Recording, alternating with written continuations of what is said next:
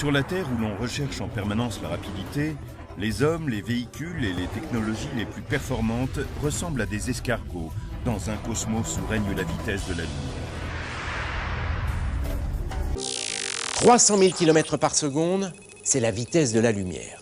Plus exactement, 299 792 km et 458 mètres par seconde. Autrement dit, en une seconde, la lumière parcourt 299 792 km et 458 mètres. Il lui faut seulement 8 minutes et 13 secondes pour parvenir du Soleil jusqu'à nous. Un peu plus de 4 ans depuis Proxima du Centaure, l'étoile la plus proche du système solaire, et à peine 1 milliardième de seconde pour aller de l'écran que vous regardez jusqu'à vos yeux. La lumière se déplace à 300 000 km par seconde. C'est tout simplement incroyable.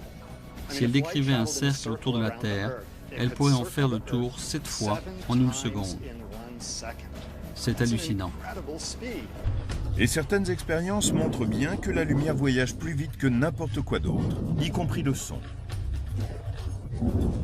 Une conséquence intéressante de la grande vitesse à laquelle se déplace la lumière, c'est qu'on voit un éclair tout de suite,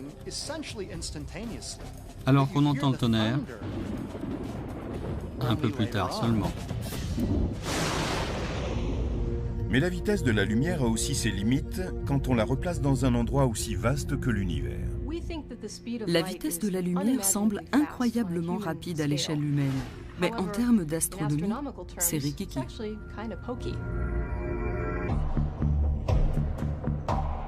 Quand les astronautes étaient sur la Lune et que les gens demandaient à Neil Armstrong « Hey Neil, ça ressemble à quoi là-haut ?» il s'écoulait quelques secondes entre la question et sa réponse. Neil, ici Houston, test radio, à vous. Bien reçu Houston, j'entends parfaitement. J'entends Houston. Bien reçu Buzz.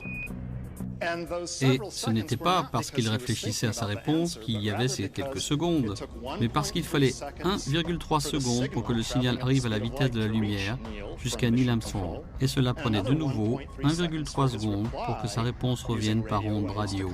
Cela faisait 2 secondes 6 au total, sans même prendre le temps de réfléchir. Ces 1,3 secondes qu'il faut à la lumière pour aller de la Terre à la Lune ne sont rien à côté de la durée nécessaire pour atteindre d'autres corps célestes. Pour aller du Soleil à la Terre, par exemple, la lumière prend plus de 8 minutes. Si le Soleil devait disparaître à l'instant même, s'il s'évanouissait soudain, il faudrait 8 minutes avant que nous en ressentions l'onde de choc et que nous en voyions les effets. La vitesse de la lumière étant limitée, la communication avec un vaisseau spatial très éloigné de la Terre devient un véritable défi. Il faut plus de 45 minutes pour qu'un signal atteigne les sondes martiennes. Plus de 3 heures jusqu'à Saturne et la sonde Cassini. Et plus de 29 heures jusqu'à Voyageur 1, la sonde la plus éloignée de toutes qui s'écarte aujourd'hui du système solaire. Pourtant, ces distances ne sont rien à l'échelle cosmique. Nous pouvons à peu près saisir ce que représentent les 10 milliards de kilomètres qui séparent la sonde Voyageur de la Terre. Mais ensuite, l'étoile la plus proche est une naine rouge appelée Proxima du Centaure qui se trouve à près de 40 millions de kilomètres. 40 plus 12 zéros. On me pose souvent la question suivante. En tant qu'astronome, comment appréhendez-vous ces énormes distances, ces nombres immenses? Et je réponds que je n'y arrive pas.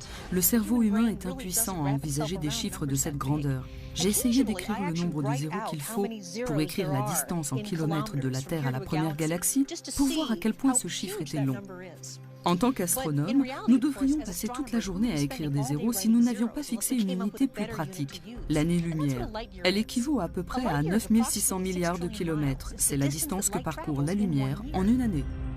Utiliser l'expression année-lumière pour marquer des distances ouvre une autre perspective sur la vitesse de la Lune. Sirius, l'étoile la plus lumineuse, est à 8,6 années-lumière de la Terre. Ce qui veut dire que nous ne la voyons pas telle qu'elle est aujourd'hui, mais comme elle était il y a 8,6 ans.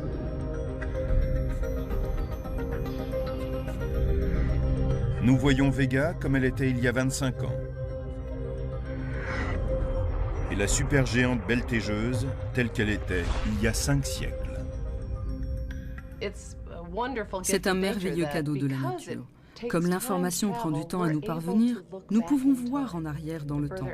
Plus nous regardons loin, plus nous remontons loin dans le temps. Nous n'aurions aucune idée de notre passé cosmique si la lumière était instantanée.